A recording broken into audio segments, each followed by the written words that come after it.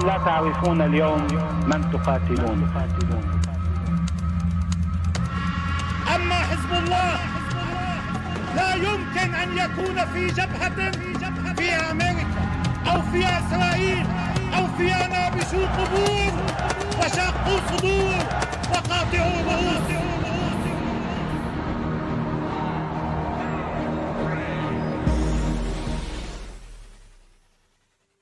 Au nom de Dieu, le tout miséricordieux, le très miséricordieux. Ces dernières semaines, Emmanuel Macron a reçu une délégation iranienne qui était présidée par Madame Massih Ali-Nejad. Cette dame avait quelques jours plus tôt eu un entretien avec Bernard-Henri Lévy et a profité de son voyage en France pour visiter et s'entretenir avec Caroline Fourest. Bien entendu, cela a participé à médiatiser ce que l'on appelle actuellement le soulèvement en Iran contre le voile et contre le régime des mollahs. Alors pour recontextualiser ce propos, commençons par mettre en avant ce que nous disent les médias, savoir que les Iraniens en auraient marre de la théocratie qui gouverne leur pays et qu'ils en ont marre de l'imposition de port du voile. C'est pourquoi le 13 septembre, une jeune femme qui s'appelait Mahsa Amini, qui était alors âgée de 22 ans, aurait été tuée, selon les médias, par la police des mœurs car elle portait mal son foulard islamique.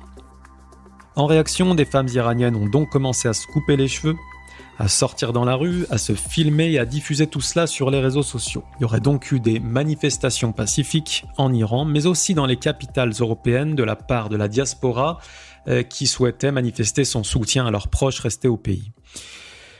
Il ne s'agit pas de l'unique soutien dont a bénéficié cette vague de contestation, puisque dans le showbiz, mais aussi des personnalités de la communauté LGBT ou encore des hommes et femmes politiques, leur ont manifesté médiatiquement et publiquement leur soutien. Je parle ici de gens tels que Bernard-Henri Lévy, Marine Le Pen, Emmanuel Macron, Jean-Luc Mélenchon ou encore Éric Zemmour. Dernier point, toujours selon la version médiatique, le pouvoir iranien aurait donc réprimé très brutalement sa population pour la condamner au silence. Voici donc une synthèse dans les grandes lignes de ce qui nous est rapporté dans les médias. Nous allons donc voir dans quelle mesure elle est fiable et quel crédit nous pouvons lui accorder.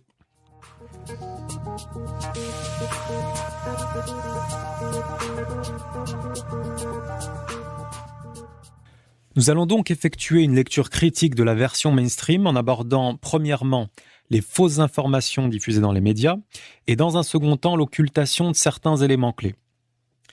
Alors commençons par les fausses informations.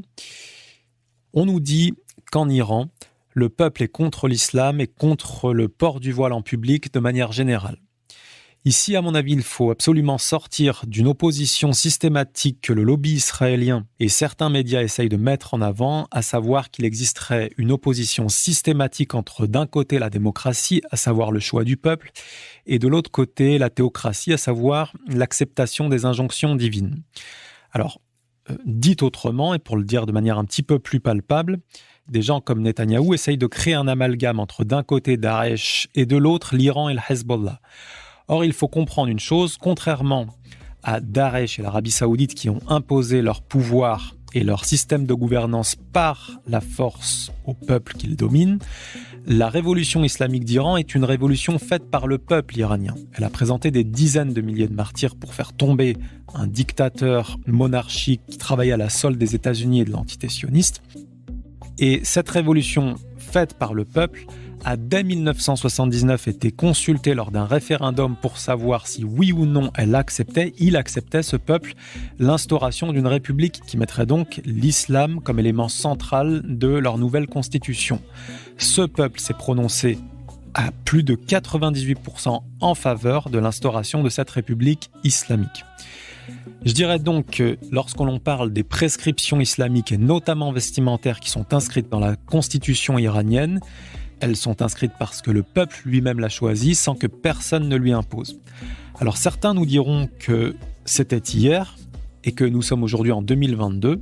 Dans la région de Téhéran aujourd'hui, 80% des femmes, il faut savoir qu'elles portent correctement le voile, c'est-à-dire d'une manière conforme à la loi iranienne, ce qui laisse bien entendu entendre qu'aujourd'hui encore, le choix de cette démocratie et de cette constitution islamique est voulue et souhaitée par l'ensemble, et je dirais même par l'écrasante majorité du peuple iranien.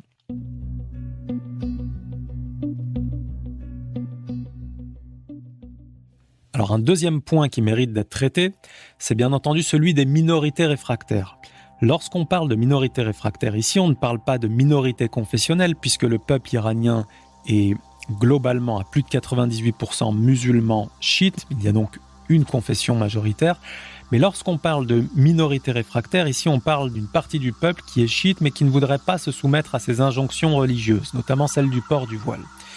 Il faut comprendre que, premièrement, ils sont une minorité, comme on l'a déjà évoqué, mais que c'est une minorité globalement tolérée, c'est-à-dire que les femmes en général qui ne veulent pas porter le voile ne s'habillent pas d'une manière qui soit totalement conforme à la loi, à savoir qu'elles laissent apparaître des parties de leur corps qui normalement sont interdites dans la loi iranienne, à savoir des parties des bras ou une partie des cheveux.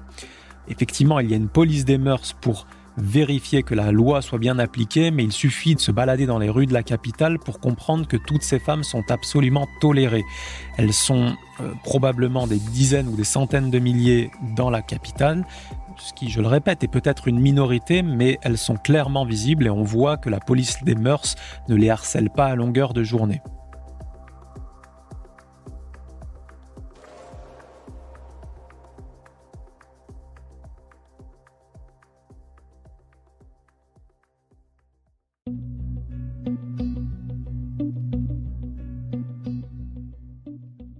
Un troisième point, et c'est peut-être le plus important, c'est de savoir si oui ou non la police des mœurs a tué Mahsa Amini, cette jeune de 22 ans, que son âme repose en paix.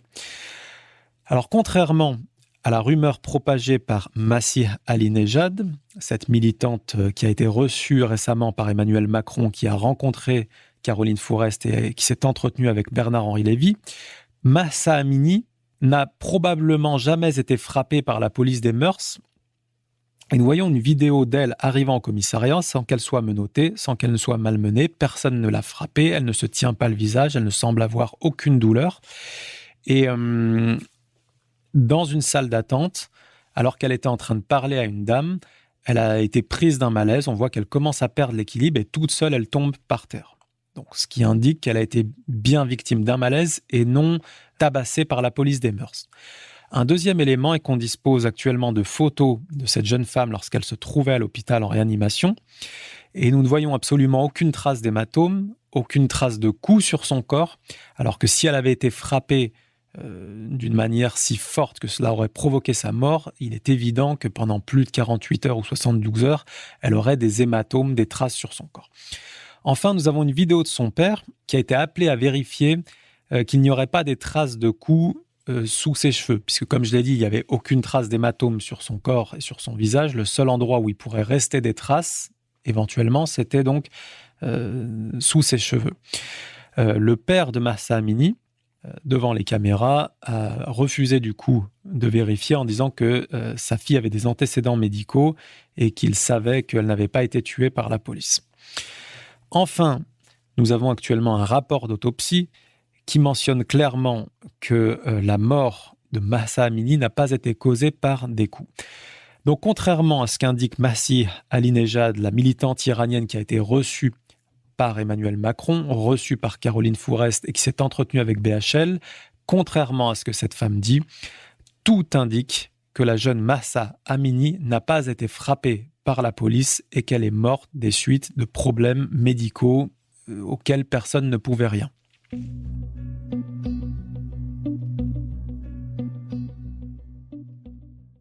Un quatrième point qui mérite une attention particulière est la médiatisation de faux meurtres, soi-disant attribués au régime.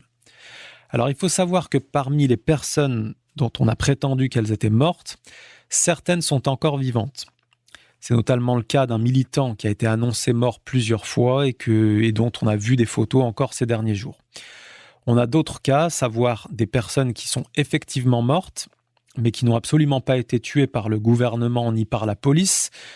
Par exemple, des gens qui sont morts dans des attentats commis entre autres par Daesh et par des groupes terroristes, et qu'une partie de l'opposition attribue jusqu'à maintenant au gouvernement, alors que Daesh revendique ces attentats.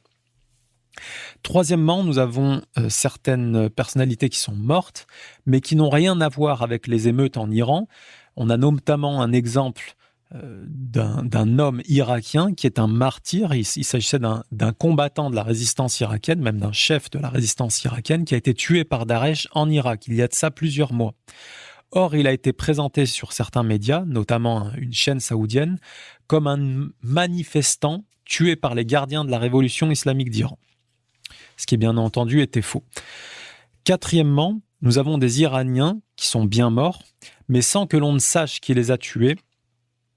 Et c'est notamment le cas d'une jeune émeutière qui a été renversée par une voiture et dont le père a dit à la télévision qu'on ne savait pas qui l'avait tuée, mais que dans tous les cas, il attribuait la responsabilité aux semeurs de désordre, puisque ce sont eux qui ont fait descendre sa fille dans la rue. Dans tous les cas, la personne qui conduisait cette voiture sur le coup n'a pas été arrêtée. Nous ne savons pas qui elle est, qu'est-ce qui la motive, son identité, est-ce qu'il y a des réseaux ou non derrière elle.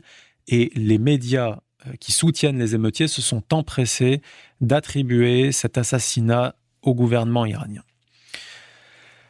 Voilà donc une partie des fausses informations qui ont été diffusées dans la presse française et disons les médias occidentaux de manière plus générale. Je vous propose maintenant de passer à la deuxième partie, à savoir l'occultation de certains éléments clés pour bien comprendre ce soulèvement.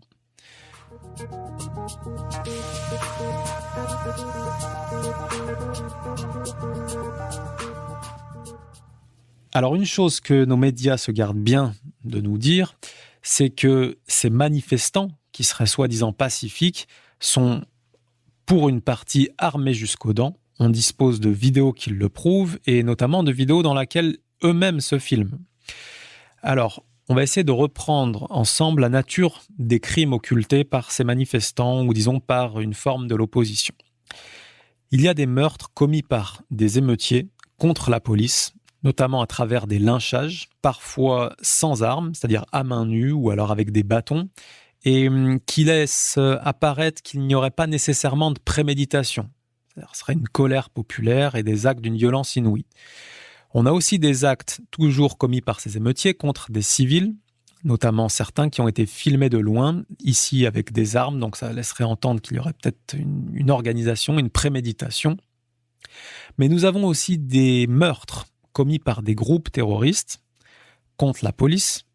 Il s'agit ici d'attaques en groupe, notamment contre des commissariats, contre des bases des gardiens. Ces groupes sont armés et il y a des attaques planifiées. Mais ce n'est pas l'unique cible de ces groupes terroristes, puisque nous avons aussi des attaques contre des civils, notamment commis par Daesh dans la région de Shiraz. Il y a également des actes de torture qui ont été filmés par les manifestants eux-mêmes contre des policiers et des attaques sur du matériel public ou privé, notamment dans les premiers jours des émeutes. Nous avons vu environ 80 ambulances qui ont été incendiées et détruites par ces émeutiers.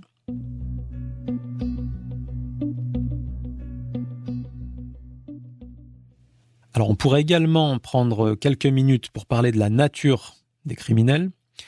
Lorsqu'il ne s'agit pas de réseau et qu'on parle plutôt d'individualité, on a pu voir le cas de certains repris de justice, c'est notamment le cas de Ilham Afkari, qui était une des meneuses des récentes émeutes.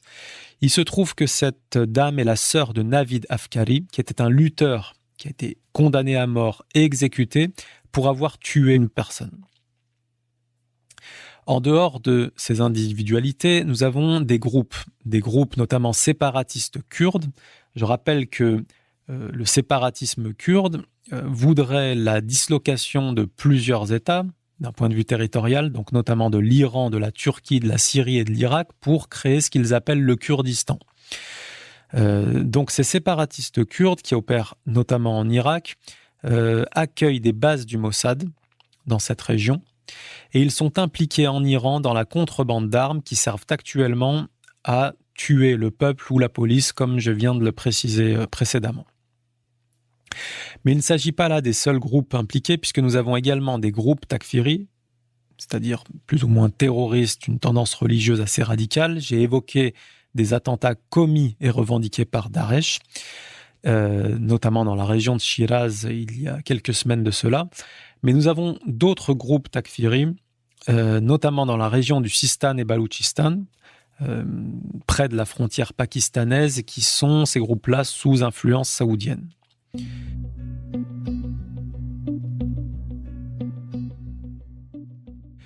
La stratégie des médias vis-à-vis de ces actes de violence, ce n'est pas de les nier complètement, puisqu'il y a certaines émissions, en tout cas certains intervenants qui en ont parlé à la télé, mais une chose absolument hallucinante, c'est de considérer que cette radicalisation des émeutes et de la contestation se faisait à juste titre et d'une manière quelque part justifiée et légitime face à la répression du pouvoir. Nous sommes donc dans un schéma qui consiste à dire que puisque le pouvoir tue, il tue tellement que nous n'avons pas besoin de le prouver, mais du coup, les représailles du peuple qui, elles, sont avérées, revendiquées, filmées et quelque part souhaitées par eux-mêmes, par ces manifestants, alors ces réactions sont légitimes. On a donc ici affaire, ni plus ni moins, qu'à une légitimation et un soutien médiatique au terrorisme.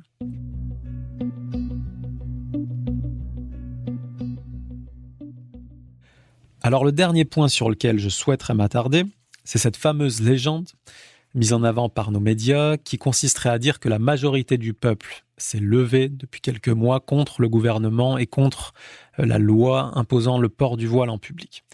J'aimerais rappeler qu'on dispose de plusieurs dizaines, voire des centaines de vidéos qui mettent en avant des manifestations, des rassemblements, des événements dans lesquels le peuple iranien est descendu par dizaines, voire par centaines de milliers, en soutien au gouvernement. Ce qui n'est absolument pas le cas des émeutiers qui, je le rappelle, sont dans la plupart de leurs vidéos que quelques dizaines, voire de manière anecdotique, parfois quelques centaines. On assiste donc là à un phénomène paradoxal et assez étrange, qui est une médiatisation proportionnellement inverse à l'influence et à la présence sur le terrain. À savoir que quelques dizaines d'émeutiers font la couverture de tous les médias dans le monde, et les dizaines et les centaines de milliers de personnes qui soutiennent le gouvernement islamique sont un phénomène absolument occulté dans la plupart des médias occidentaux actuellement.